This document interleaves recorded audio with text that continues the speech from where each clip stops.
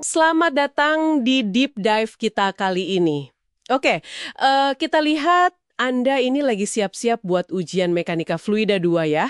Waktunya 90 menit, boleh buka buku, terus ada 5 soal. Bobotnya sama semua. Ya, masing-masing 20% berarti ya? Betul.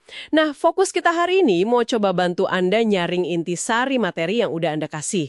Terutama soal gaya seret atau FD, terus gaya angkat, FL, sama bilangan Reynolds, RE. 3 konsep kunci itu ya? Iya, misi kita simpel aja, biar konsep-konsep ini bener-bener klik gitu di kepala sebelum Anda masuk ruang ujian. Oke, langsung kita bedah aja yuk. Boleh, boleh. Kita mulai dari gaya seret dulu ya, FD. Ini relevan nih buat soal nomor 1 Anda. Gampangnya gini, ini tuh gaya hambat. Jadi kerjanya sejajar sama arah aliran fluida, tapi ngelawan arah gerak benda. Iya. Kayak kalau kita lari, terus ada angin dari depan gitu kan. Atau berenang, airnya kayak nahan, itu dia drag ya, Vidi. Betul sekali. Dan gaya tahanan ini, dampaknya gede banget loh di dunia nyata. Insinyur penerbangan misalnya, itu mereka mikirin banget gimana caranya meminimalkan drag di pesawat. Oh ya, Kenapa tuh? ya biar hemat bahan bakar, kan? Kalau dragnya kecil, mesin nggak perlu kerja keras buat maju. Efisiensi naik, biaya turun. Sama juga buat mobil balap. Oke. Tapi sebaliknya, coba lihat truk kontainer gede. Nah, drag ini jadi salah satu faktor utama kenapa boros bahan bakar. Bentuknya kan kurang aerodinamis ya. Ah, iya masuk akal. Bahkan buat struktur kayak jembatan atau gedung tinggi, angin itu ngasih gaya seret juga. Itu harus dihitung biar bangunannya kuat, nggak goyang atau malah, ya jangan sampai rubuh lah. Wah, jadi emang penting banget ya, bukan cuma rumus di kertas. Nah, tadi disebutin rumus intinya itu FD sama dengan setengah rho V kuadrat ACD. Ya, itu dia. Kuncinya ada di massa jenis fluida, itu si rho, terus kecepatan aliran, V, tapi dikuadratin ya. Lalu luas penampang benda, A. Sama satu lagi, CD, koefisien seret. Ini yang gimana nih? Nah, CD ini unik. Nilainya itu nggak tetap, tapi sangat bergantung sama bentuk objeknya. Dan kadang orientasinya terhadap aliran. Makanya mobil sport dibikin melandai, pesawat ujungnya runcing. Itu buat ngecilin CD. Paham. Oke, sekarang kita ke pasangannya nih, gaya angkat, FL. Ini nyambung ke soal 4 sama 5 Anda. Kalau tadi FD sejajar aliran, FL ini tegak lurus terhadap arah aliran. nah itu dia, buat pesawat terbang biar stabil kayak di soal 4, gaya angkat ini harus bisa ngimbangin berat pesawatnya, W. Betul. Jadi kondisi dasarnya FL sama dengan W. Kalau FL lebih kecil dari berat, ya pesawatnya turun. Kalau lebih besar, ya naik. Rumusnya mirip juga ya sama FD. Mirip banget. FL sama dengan setengah rho V2 ACL.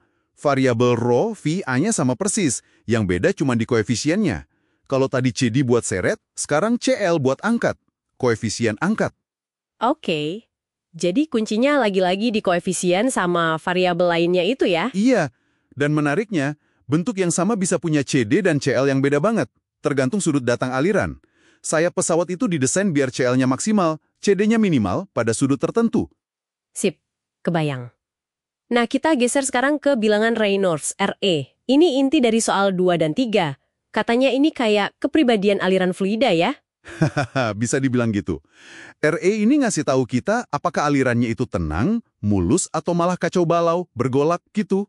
Oke, gimana cara ngukurnya? Cara teknis, Reynolds itu perbandingan antara gaya inersia sama gaya viskos di dalam fluida. Inersia itu kecenderungan fluida buat terus bergerak kalau udah gerak. Viskos itu kekentalannya, gesekan internalnya. Oke. Rumusnya? Rumusnya, Re sama dengan rho VD per mu.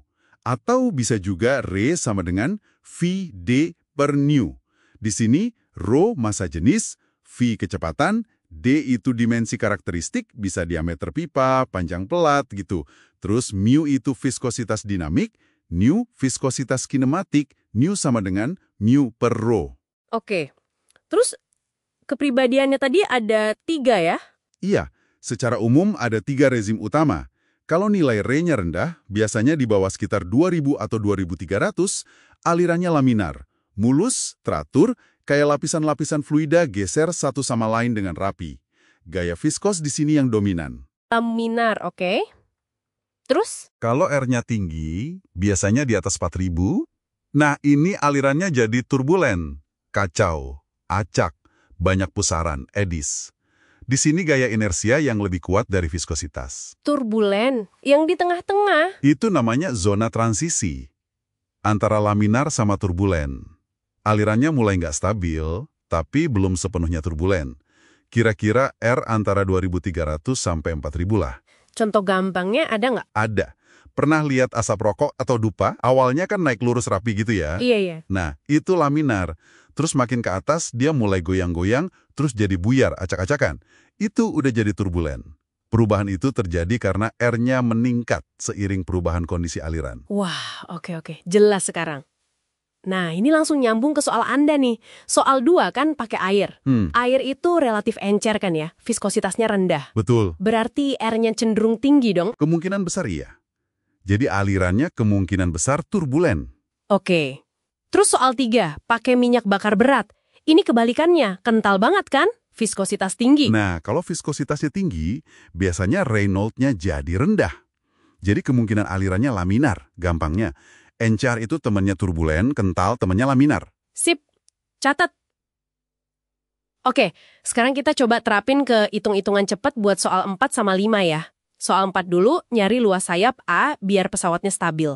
Diketahui FL harus sama dengan W sama dengan 19.000 Newton. Oke? Terus V sama dengan 45 ms, Rho sama dengan 1,2 kg per meter kubik, dan CL sama dengan 0,53. Gimana caranya? Gampang itu. Kita tinggal utak-atik aja rumus FL sama dengan setengah rho V kuadrat ACL. Kita kan mau cari A. Oke, jadi A sama dengan? A sama dengan FL per setengah rho V kuadrat CL. Atau biar lebih enak, A sama dengan 2FL per rho V kuadrat CL. Tinggal masukin angkanya. Coba kita hitung.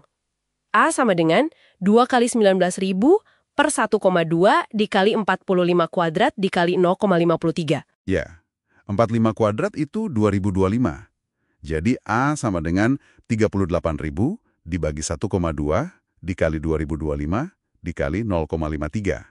Itu kalau dihitung dapatnya sekitar 29,55 lah. Satuannya meter persegi ya. Oke, 29,55 meter persegi. Penting nih, pastiin satuannya udah benar semua, udah SI. Wajib itu. Kalau enggak, bisa kacau hasilnya. Sip. Lanjut soal 5. Papan baliho. Luasnya A sama dengan 3 meter kuadrat, kecepatan angin V sama dengan 12,5 ms, massa jenis udara P sama dengan 1,2 kg per meter kubik, terus dikasih CD sama dengan 0,17 dan CL sama dengan 0,72. Ada CL buat baliho ya? Agak aneh sih, biasanya baliho kan fokusnya ke gaya seret FD. Iya juga ya. Mungkin maksud soalnya ada gaya angkat juga karena bentuk atau sudutnya. Bisa jadi, ya udah kita ikutin aja soalnya. Untuk ngitung FD dan FL, langkah pertama enaknya hitung dulu bagian setengah rho V kuadrat. Ini namanya tekanan dinamis, sering disimbolkan Q. Oke, Q sama dengan setengah dikali 1,2 dikali 12,5 kuadrat. Berapa tuh? 12 setengah kuadrat itu 156,25. Dikalikan 0,6, setengahnya 1,2, hasilnya 93,75 Pascal. Oke, Q sama dengan 93,75 PA, terus FD. Tinggal FD sama dengan Q dikali A dikali CD. Jadi 93,75 dikali 3,0 dikali 0,17. Itu kira-kira dapatnya 47,81 Newton. Ini gaya dorong angin ke belakang baliho. Sip. Terus FL-nya? Sama caranya, FL sama dengan Q dikali A dikali CL. Jadi 93,75 dikali 3,0 dikali 0,72. Ini hasilnya sekitar 202,5 Newton. Ini gaya yang arahnya ke atas atau ke bawah, tegak lurus angin. Oke, jadi gaya angkatnya malah lebih besar dari gaya seretnya ya di kasus ini? Iya, kalau pakai angka CL sama dengan 0,72 itu. Mungkin desain balihonya unik atau sudut anginnya pas bikin ada efek angkat yang lumayan. Paham. Sip lah, jadi udah kebayang banget sekarang. Kita udah kupas tuntas. Gaya siret, gaya angkat, bilangan Reynolds, terus aplikasinya buat ngitung di soal sayap pesawat sama papan baliho. Ya, intinya sih dalam mekanika fluida itu kita selalu berurusan sama gaya-gaya ini dan gimana sifat aliran mempengaruhi mereka. Kalau Anda bisa kuasai penggunaan koefisien CD dan CL, ingat ya, itu tergantung bentuk banget. Sama interpretasi RE tadi, laminar atau turbulen. Betul, itu udah modal yang bagus banget buat ujian nanti. Oke. Nah, sebagai penutup nih, ada satu pemikiran buat Anda renungkan. Tadi kan kita bahas CD sama CL itu sangat bergantung sama bentuk objek dan sudut datang aliran ya. Coba bayangin, gimana kalau insinyur gak cuman ngerancang bentuk yang pasif aja, biar CD kecil atau CL besar? Tapi gimana kalau mereka bisa bikin bentuk itu aktif, berubah sedikit secara real time pas lagi operasi? Maksudnya kayak sayap pesawat yang bisa nekuk dikit gitu pas terbang? Nah, iya. Misalnya buat menyesuaikan sama kecepatan atau kondisi angin saat itu. Biar selalu paling efisien atau paling stabil. Itu kan keren banget ya? Wah, iya juga ya. Itu udah masuk ke ranah active flow control. Topik riset yang lagi panas tuh di aeromekanika fluida. Nah, itu dia. Sesuatu buat dipikirin lebih lanjut. Oke deh, kayaknya udah cukup buat deep dive kita kali ini. Semoga bermanfaat ya buat persiapan ujiannya. Semoga sukses.